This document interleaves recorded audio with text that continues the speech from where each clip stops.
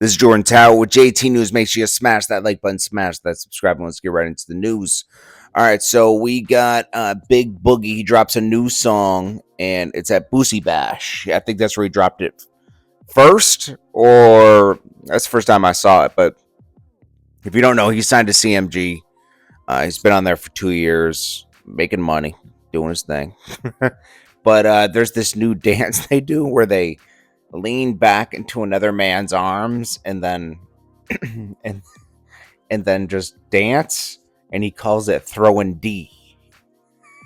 You know what I mean? I'm like, what? Boosie looks like he's having the time of his life.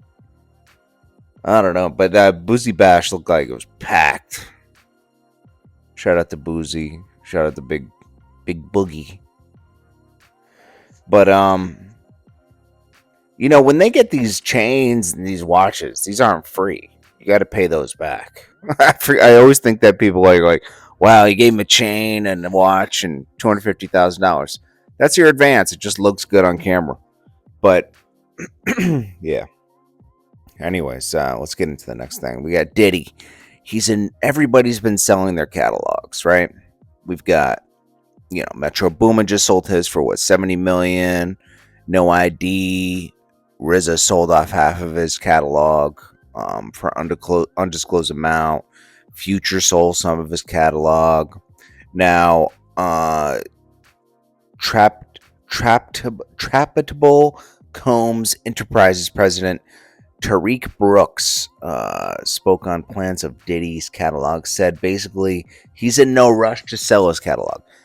I think we're in a unique time right now where he should sell his catalog because there's a lot of extra money out here, and these firms will pay an exorbitant amount for a catalog, maybe more than it's actually worth. Because, think about it, in your lifetime, you probably won't collect as much money as they're giving you. They're looking for long term on these catalogs. I think it's risky keeping a catalog because sometimes they don't play it anymore. I mean, I'm just, that's all I'm saying. These companies are going to really have to hustle to make that money. I mean, we're not talking about just selling your catalog for pennies. We're talking about selling your catalog for Diddy's catalog, hundreds of millions of dollars. Hundreds of millions of dollars. I mean, he doesn't need it. We know that. But I'm just saying, I think we're in a unique space where there's a lot of money, and money's drying up right now. The economy is shrinking. Well, Rick Ross can't keep his buffaloes in check. Even though he has 150 acres, his buffaloes are still wandering into the neighbor's yard, and they are pissed. They're calling the cops, everything. Rick Ross can't control his cattle. Now, I just saw this thing with Chilli clarifying her boyfriend's remarks. So she's 52. There's nothing wrong with that. She looks beautiful. But Matthew Lawrence, I think he's 42, right? But they had this. He made this comment about She was asked directly if she could have kids with Lawrence. She responded, "You never know. I got to be married for sure, and I'm not married yet." Chilli explained, "Okay, I'm gonna tell you something. It's almost impossible for a woman to have a child when they're 52. Almost impossible."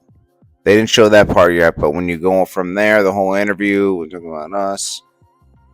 You see, he was not talking about us working on having a baby because that's not happening. That's not what's happening, she said. But she did say that Joe and I were commiserating about a plan that we had to have children together when we were growing up, I guess, in the past. And I missed the first go around, and now he's starting a new family, and I was thinking, man, it'd be great if I could do it again when I didn't have the chance to raise a family together. So what's meant by that, I didn't mean to put any pressure on somebody I was dating or anything. Lawrence is also, Chilli looks amazing. She's 52, but it's almost, just the way our bodies are. It's almost impossible for a woman to have a baby when they're 52. I'm just saying. This is Jordan Tower with JT News. Peace.